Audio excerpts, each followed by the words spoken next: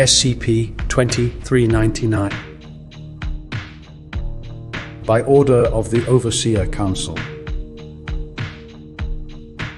The following file describes a hostile, anomalous, alien superstructure capable of causing an SK-class barren Earth end-of-the-world event and is Level 5/2399 classified.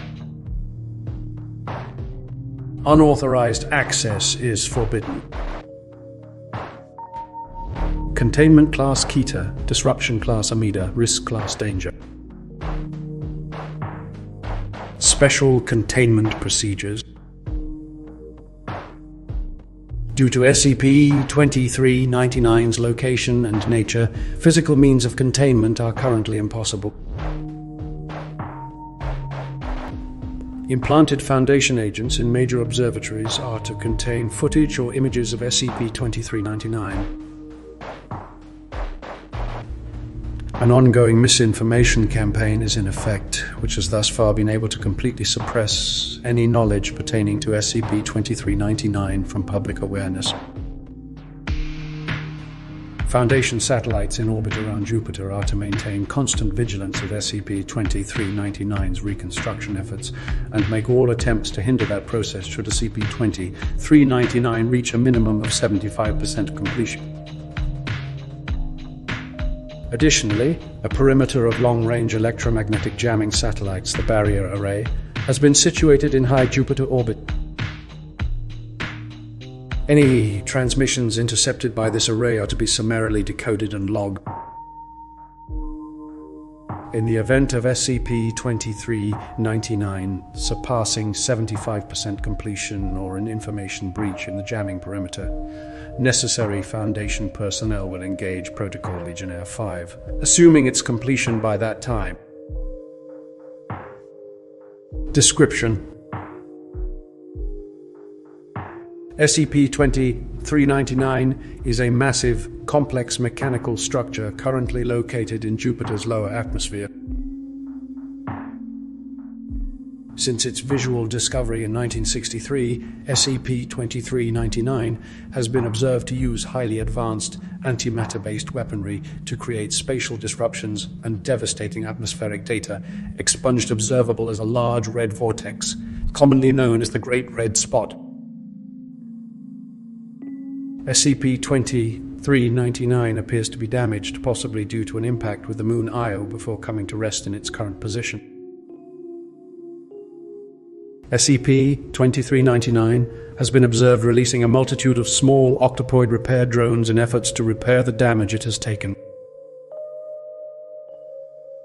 Some of these drones will remain near SCP-2399, while others will patrol nearby moons or deeper into the gases of Jupiter itself in search of parts that SCP-2399 is missing. Computer models estimate that SCP-2399 is at 59% completion with a current rate of 0.78% annually. This rate has increased from an estimated 0.12% in 1970. Despite its damaged state, SCP-2399 seems to possess a limitless power supply, advanced electromagnetic shielding, matter-disrupting weaponry, the ability to repair damage done to itself, and a precise tracking and targeting system. Due to the large difference in technological advancement between the creator of SCP-2399 and our own, for all intents and purposes, SCP-2399 is currently indestructible by human means. In theory, SCP-2399 might be left vulnerable by a powerful enough electromagnetic pulse. Unfortunately, this technology does not yet exist. Since 1971, SCP-2399 has been the recipient of an unending stream of electromagnetic-based communications originating in the Triangulum Galaxy, roughly 3 million light-years from Earth. The means of SCP-2399's travel to our solar system and the means of its communications are all unknown. From 1971 to 1985, SCP-2399 continuously received a single encoded message, which, through code-breaking and translation efforts, appeared to be a command to repair the damage it incurred upon entering our solar system. After this time, the barrier array was established to intercept these messages. This coincided with a period of radio silence from the origin of the communications, until 1996, when a different order began transmitting. The barrier array has thus far prevented SCP-2399 from receiving this command. See Addendum 2399-Conlog. SCP-2399 Discovery Notes. SCP-2399 was originally observed, albeit unknowingly, by Giovanni Cassini in 1665. The following is taken directly from Cassini's journal on the event, translated from Italian to English. October 8, 1665. I have observed something extraordinary in the heavens. Last night, as I gazed through my looking glass, I saw what appeared to be a star of great luminescence streak through the far reaches of our solar system. I have never recorded an object moving so fast. It had surpassed the outer planets in fewer than 2 hours. As I watched by my own 2 eyes, I saw it slow as it closed on Jupiter, make a sharp turn and disappear into the planet itself. I saw many bursts of light afterwards, but although I continued to peer at it until the sun broke, I saw no additional disturbances in the night sky. I must continue to document these changes and will alert my colleagues when the day is upon me. October 15th, 1665. I took Peter to my observation point last night, but a week from the night I saw the fire rain upon Jupiter in the heavens. He brought along his own looking glass, and together we aimed our view upon the giant. To our surprise, a magnificent change has occurred. Where once the distant world only showed bands of color, there is now a great red spot where the star came to rest on the surface of Jupiter. Peter was incredulous, of course, that such an amazing discovery could have taken place before our very eyes. I will continue to take note of this. October 18th, 1665. Tonight, as I peered through my looking glass, I swear on my life that I observed what looked to me like explosions and starbursts emanating from our red spot. I fear my mind is playing tricks on me, for there has been no record of such violent outbursts by a heavenly body since the dawn of astronomy. I will consult with Peter on the morrow and hopefully glean from him some advice on the matter. October 19th, 1665. Peter sees the same as I. As I approached him with my concerns, he leveled the same with me, and through our following discussion we concluded that it must be a powerful reaction to the falling star I saw upon the first night, and not a product of our own shortcoming. I am left wondering what cataclysmic event must be taking place upon our heavenly neighbor.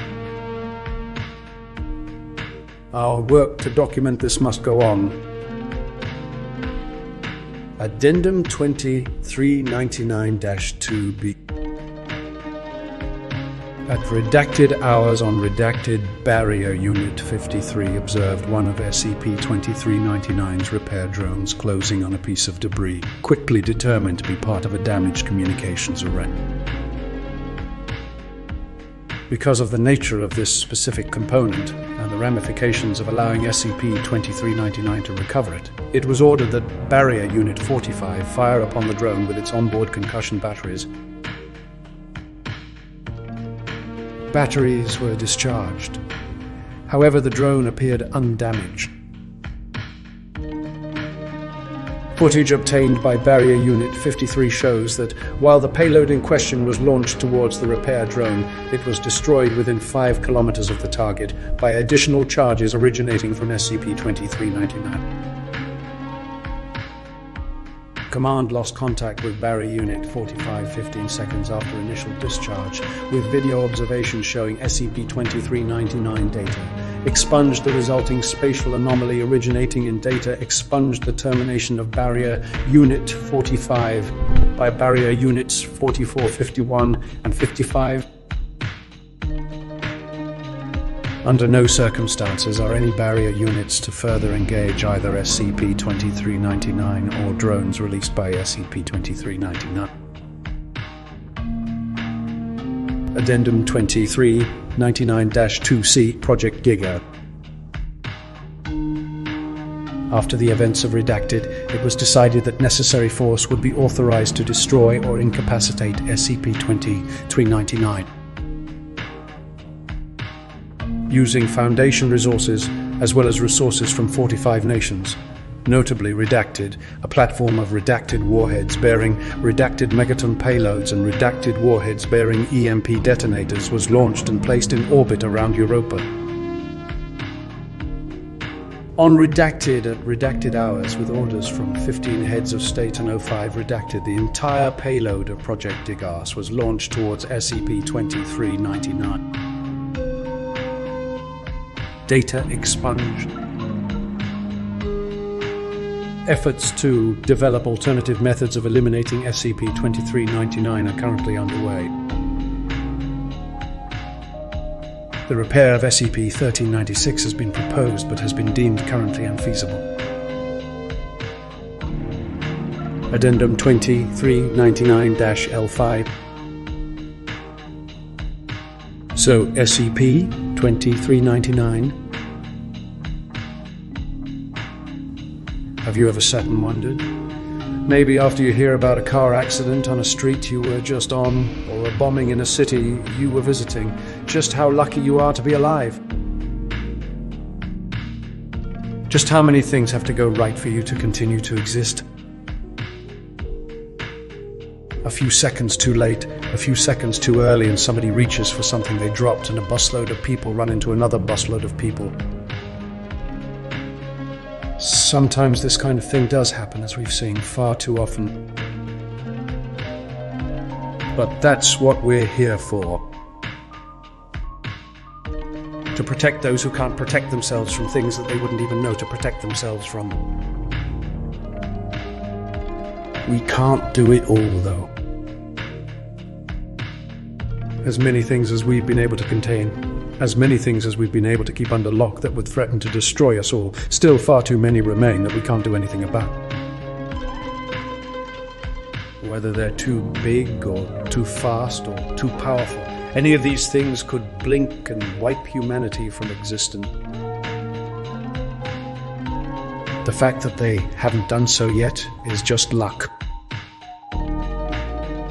SCP-2399, however, is different. We have little information regarding SCP-2399's motives, origins, and full capabilities. We do not understand how it is capable of communicating over such large distances, or why those who constructed it, if it was, in fact, constructed, sent it to us in the first place. We do not know what would happen if SCP-2399 is able to fully repair itself, or if part of our array would break down and a message would get through. We do not know this, so we must assume the worst. Judging by what we've seen, were SCP-2399 to have reached Earth, it would have led to our timely destruction. But sometimes humanity gets a little help. Sometimes something steps in the way of the apocalypse. For us, and for SCP-2399, it was Jupiter. As SCP-2399 began to slow on its approach to Earth, Cassini saw what we've been able to ascertain. that SCP-2399 struck Io, was damaged and was unable to escape the gravitational pull of Jupiter. Its weapons activated as they were intended, but it was Jupiter that experienced doomsday, not us. Eventually, though, it's likely that SCP-2399 will resume full functionality and will likely be able to pull away from Jupiter and proceed to its target. As of now, we can keep hurling bombs and EMPs at it all we want, but we've got no indication that any of it will so much as scratch the thing. On the contrary, experience dictates it would do nothing at all. If this were to happen now, we would undoubtedly be destroyed. Jupiter has given us time. For now, SCP-2399 will remain there, reassembling itself while we devise some way to stop it. Like it or not, we are in an arms race with this thing. Our best guesses give us something like 25 years until it is able to hear past our dampening array. Until then, we must seize the opportunity that has been laid before us. We must use the time we have been given and not let it be wasted. So we devised Protocol Legionnaire. One gigantic EMP powered by God knows what, followed by a volley of nukes big enough to wipe out our civilization 1,000 times over. A blunt plan, and simple and likely futile. Our researchers around the globe have yet to devise even a way to deliver that kind of pulse, let alone a way to power it. There's no indication whatsoever that we will be able to complete Legionnaire on time, or if it will do what is intended once it is completed. But we must try. We must do something. Even if we have to drain our banks and empty our minds, we must try. Not often do we get a chance to see the swerving bus that will end our lives and step out of the way. Jupiter, unknowingly, has offered us that chance. I suggest we take it. Randall McCallan, Director, Barrier Project, Site Redacted. Addendum 2399-com log. All messages logged are to be understood as having repeated themselves continuously until either a new message is logged or a logged instance of radio silence. Redacted 1970. One unit is damaged. Repair. Redacted 1985. Updating orders. Maintain position. Repair. Redacted 1985. Period of radio silence. Barrier array is established. Redacted 1996. Unit is out of range of target. Proceed to planet number 3 in system coordinates. Redacted. Repair. Redacted 2015. Unit is out of range of target. Proceed to planet number 3 in system coordinates. Redacted. Priority is target. Cease repairs.